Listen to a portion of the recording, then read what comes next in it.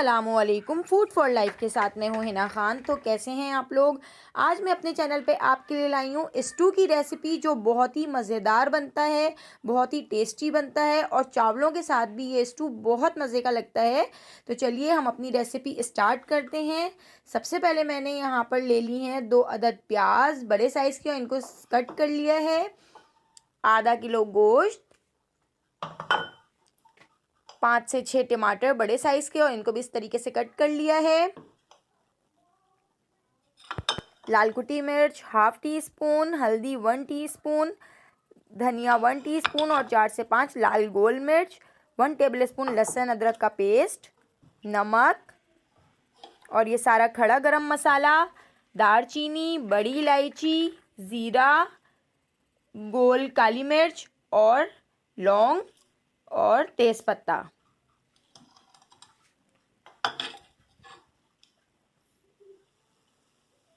अब मैंने यहाँ पर एक पतीली में हाफ कप ऑयल डालकर उसके अंदर मैंने प्याज ऐड कर दी है और प्याज को मैं बिल्कुल सॉफ्ट कर लूँगी।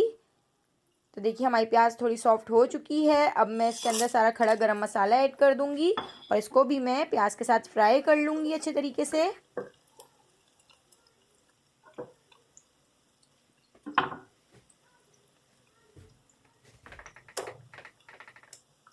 तो आप देख सकते हैं कि हमारा मसाला फ्राई हो चुका है। अब मैं इसमें लहसुन अदरक का पेस्ट ऐड करके इसको भी अच्छी तरीके से फ्राई कर लेती हूँ।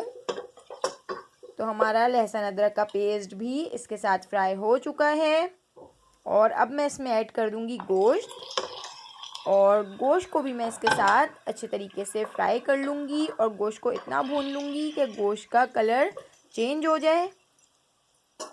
तो आप देख सकते हैं कि हमारे गोश्त का कलर चेंज हो चुका है। अब इसके साथ ही मैं इसमें टमाटर ऐड कर दूँगी और टमाटरों को भी मैं इसके साथ थोड़ा सा भून लूँगी।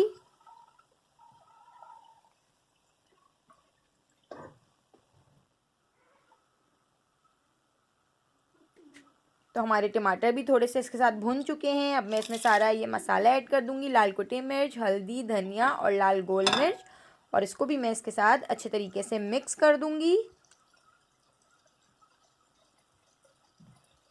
और अब मैंने इसमें नमक ऐड कर दिया है और इसको मिक्स करके इसको मैं अच्छे तरीके से भून लूँगी।